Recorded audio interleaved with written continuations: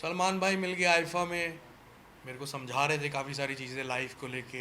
मेरे साथ पर्सनली इतना कुछ हुआ, तेरे साथ तो कुछ भी नहीं हो रहा।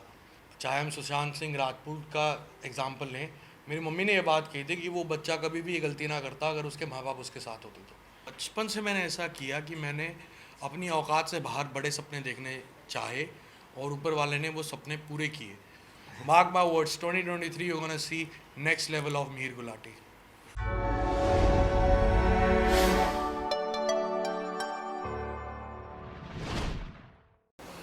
मैं कहना चाहूँगा कि इनका लेबल नया है उदित भाई का और गौरव भाई का, लेकिन इनका जोश बहुत पुराना लग रहा है मुझे, क्योंकि जिस तरह इन्होंने इस दोनों गानों को, जाम को और गतिविधि को, सिर्फ मीर भाई की हेल्प से एक ही महीने में ऑर्गेनाइज किया और शूट किया बैक टू बैक दोनों गानों को, और बैक टू बैक अपने लेबल की टीम को खड़ा किया कि वो विद इन 1 मंथ इसको रिलीज़ कर पाए, क्योंकि हमारे पास ये गोल्डन चांस था कि 31st से पहले हम इस गाने को रिलीज़ करें।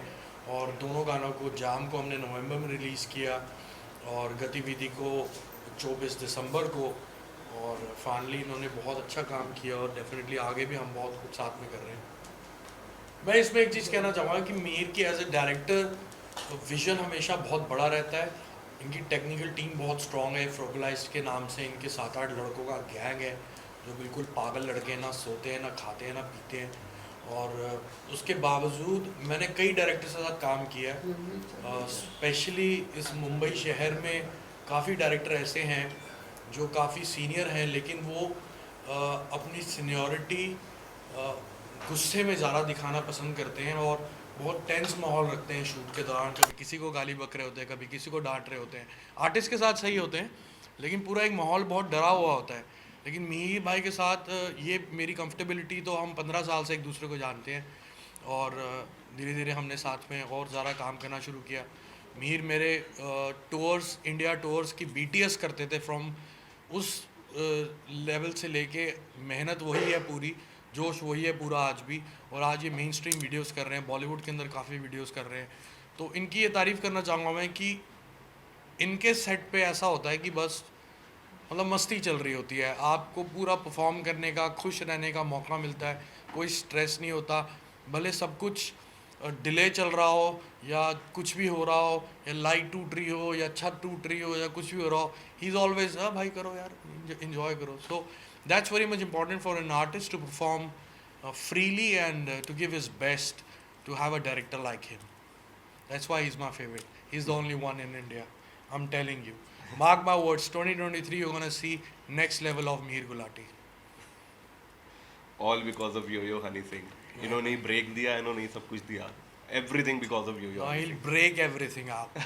He'll break all the cameras. गतिविधि बड़ा कॉमन यूज वर्ड है, लेकिन आज तक इस पे गाना नहीं बना। हम लोग ये कहते हैं हाँ भाई यार टीवी चला देख क्या गतिविधि चल रही है पॉलिटिक्स में, या क्रिकेट में क्या गतिविधि चल रही है। तो ये वर्ड स्पेशली हमारे नॉर्थ इंडिया में बहुत यूज़ होता है। तो जब मैंने ऐसे ही अपना लैपटॉप खोला, फिर मैं जर्नली अपनी जो मैंने पूरी एल्बम तैयार करी है हनी 3.0, जो इस साल मार्च या अप्रैल में आएगी, तो उसमें सारा म्यूज़िक किया है बेस योगी ने, होमी दिल्ली वाला ने। तो मैं उन्हीं की बीट्स पे लिख रहा था, उन्हीं की बीट्स पे गा रहा था। तो उन्होंने बोला कि सर आप अपना लैपटॉप खोलो, अपनी बीट्स भी निकालो, उस पर भी कुछ करो। मैंने अपना लैपटॉप खोला, मैंने एक बीट बाउंस करी जो ये वाली बीट थी गतिविधि की। मैं अपने कॉर्नर में गया, मैंने कहा गतिविधि गतिविधि तेरी कमर की गतिविधि। फिर मैंने कमर हटा के तेरी नज़र कर दिया, क्योंकि जो नज़र की गतिविधि होती है वो ज़्यादा पावरफुल होती है कमर से, जो मेरा सोचना है। तो फिर गतिविधि सारे लड़के मेरी टीम के बोलने लगे भाई ये कहाँ से आ गया वर्ड। तो मुझे खुद नहीं पता ये वर्ड कहाँ से आ गया। और फाइनली आप लोगों ने प्यार किया। फिर मेरे को नेक्स्ट फ्लो दिमाग में आया, चल चल चल हल चल चल चल मेरे साथ हिमाचल चल, ना मत करियो ना मत करियो अब ना बोलियो चलूँगी कल, गतिविधि गतिविधि तेरी नज़र की गतिविधि। फिर ये लोग जब स्टूडियो आए कहते हमें तो ये गाना चाहिए। मैंने कहा ये गाना तो मेरी एल्बम में है। कहता हमें, मुझे नहीं पता, हमें एल्बम से निकाल के दो, हम इसको पहले रिलीज़ करेंगे। मैं कहा चलो ठीक है। So how this is how it happened. 2023 में बहुत कुछ प्लान है। मैं क्या करता हूँ कि मैं बचपन से मैंने ऐसा किया कि मैंने अपनी औकात से बाहर बड़े सपने देखने चाहे और ऊपर वाले ने वो सपने पूरे किए। तो 2022 में मैंने फिर से कोशिश करी है कि अपनी औकात से बड़े सपने देखूं। और उसको पूरा करने का जोश बना के रखूं, और ऊपर वाला ब्लेस करता है। मैंने ये सोचा था 2022 और 23 में मैं बिल्कुल बॉलीवुड नहीं करूँगा, मैंने इंडिपेंडेंट म्यूज़िक से शुरुआत करी, वापस अपने आप को खड़ा करूँगा इंडिपेंडेंट म्यूज़िक से। सलमान भाई मिल गया आइफा में, बुलाया, मेरे को समझा रहे थे काफ़ी सारी चीज़ें लाइफ को लेके, कि अगर लाइफ में कुछ भी होता है, पर्सनली होता है, तो वो प्रोफेशन पे नहीं आना चाहिए। मेरे साथ पर्सनली इतना कुछ हुआ, तेरे साथ तो कुछ भी नहीं हो रहा, तो काम करता रहे, ये करता रहे। फिर मैंने कहा चलो ठीक है, बहुत अच्छी एडवाइस है, मैं इस पर काम करूँगा। एक हफ्ते बाद बोले मैं गाना भेज रहा हूँ, इसको गाओ। मैंने गाया, कहते परसों क्या कर रहे हो? मैं कहा कुछ नहीं, दिल्ली में ही हूँ, हैदराबाद आओ, इसको शूट करेंगे। तो अपने आप भगवान ने दे दिया। अब सलमान भाई को मैंने गाना दिया था यार ना मिले, किक मूवी के अंदर, यार ना मिले, तब मैं लंदन में था, मैं वो गाना शूट नहीं कर पाया था उनके साथ, तो ये बाकी था कुछ। तो सलमान भाई ने हाथ पकड़ा, वो गाना शूट किया, किसी का भाई किसी की जान में, इस साल वो गाना आने वाला है। सबसे पहले जिन्होंने बॉलीवुड में मेरा हाथ पकड़ा था अक्षय पाजी, उन्होंने मुझे बुलाया, एक गाना हमने साथ में शूट किया है, मुझे बोले मुझे ये गाना चाहिए चाहिए और तू चाहिए चाहिए इसमें, तो तू आ, मैं तेरे साथ शूट करूँगा। वो गाना शूट हो गया, गाने का नाम है कुड़ी चमकीली, सेल्फी मूवी में वो गाना है, वो आई थिंक फरवरी में ही आ जाएगा। तो वही बड़े सपने देखता हूँ तो अपने आप बड़ी चीज़ें अपने आप होती हैं, मैं उसके लिए हाथ पैर तो मारता ही हूँ, लेकिन मैं अगर 10 चीज़ें प्लान करता हूँ तो 25 चीज़ें अपने आप हो जाती हैं। तो 2023 में मैंने टॉप 10 कुछ चीज़ें सोच रखी हैं, जिसमें अब मेरे लिए सबसे इम्पोर्टेंट है मेरी तीसरी एल्बम, जो 9 साल बाद आने वाली है देसी कलाकार के बाद, जिसका नाम है हनी 3.0। तो उसके सारे गाने रेडी हो चुके हैं, और बस परफेक्ट डेट देख के हम लोग उसको रिलीज़ करने वाले हैं। फिर मेरा वर्ल्ड टूर शुरू होने वाला है, इंडिया टूर पहले शुरू होगा, फिर वर्ल्ड टूर शुरू होने वाला है। So lots of things are there. मतलब अब ऊपर वाला मेहर करे, सब कुछ बढ़िया चलता रहे, तो बम बम भोले का पूरा आशीर्वाद है। हमारे सिखिज़म में ये बात है कि 84 लाख जून के बाद सानू एक ज़िंदगी मिलती है, 84 लाख जिंदगियों के बाद हमें इंसान की ज़िंदगी मिलती है, तो ये भगवान हमें देता है। तो इसको भगवान के हाथ में रहने देना चाहिए कि जब वो हमसे छीनना चाहे, इसको खुद ये डिसीज़न कभी नहीं लेना चाहिए कि मैं इसको आज ख़त्म कर दूँ। लग रहा है कि ज़िंदगी में सब कुछ ख़त्म हो चुका है और दोबारा शुरू करना बहुत मुश्किल है। सिर्फ़ इस दुनिया में, इस धरती पे हमने भगवान को कभी नहीं देखा, ना हम देख पाएंगे, इस जन्म में तो नहीं देख पाएंगे हम लोग, क्योंकि हम लोग इतने कर्म कांडी हैं और पापी हैं कि भगवान को हम नहीं देख सकते। तो जो भगवान है हमारे लिए, वो है हमारे माँ बाप। तो अगर आप उनके पास रहेंगे, नज़दीक रहेंगे, तो आपके दिमाग में, दिलो दिमाग में ये थॉट कभी भी नहीं आएगा। जितने भी बच्चों ने ये चीज़ें करी हैं, वो जनरली अपने माँ बाप से दूर थे। चाहे हम सुशांत सिंह राजपूत का एग्ज़ाम्पल लें, मेरी मम्मी ने ये बात कही थी कि वो बच्चा कभी भी ये गलती ना करता अगर उसके माँ बाप उसके साथ होते तो मैं जब बीमार हुआ था तो मेरे माँ बाप मेरे साथ थे, उनकी वजह से मैं वापस आपके सामने यहाँ बैठा हूँ, उनके आशीर्वाद की वजह से, उनकी सपोर्ट की वजह से।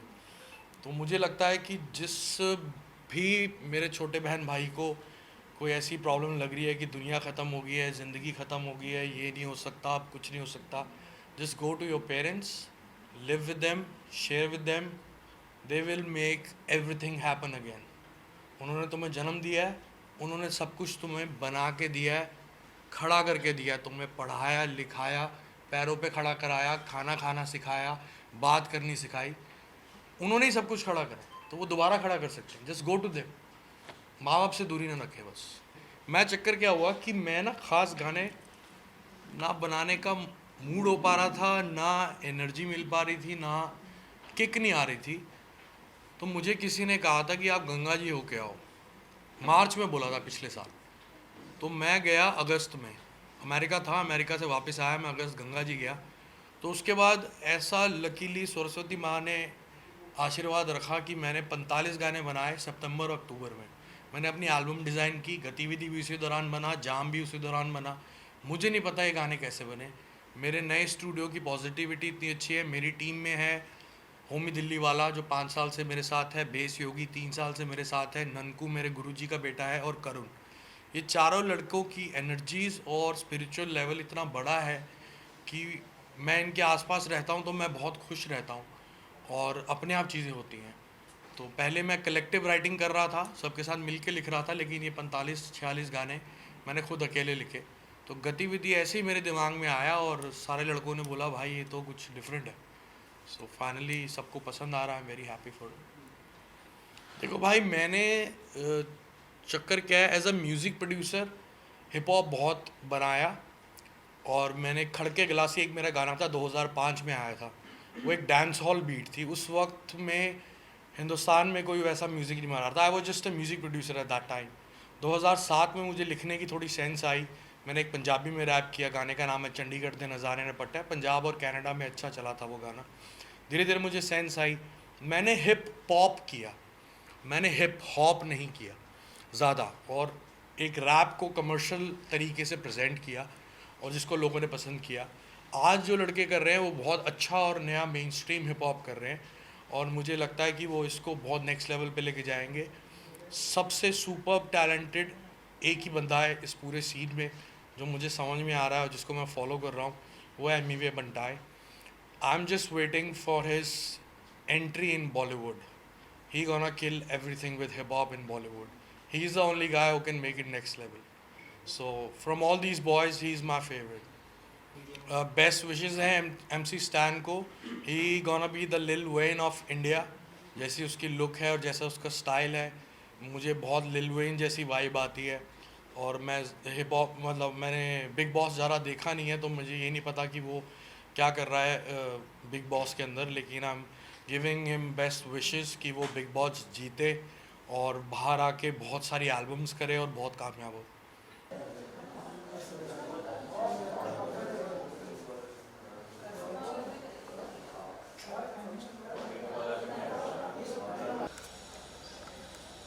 नाइस टी-शर्ट भाई। पाजी का सब Good center. हनी पाजी दिस कौन आगे यहाँ पे लेफ्ट के राइट में ये जो हनी सिंह हाँ पाजी ऐसे छोटू पांडे के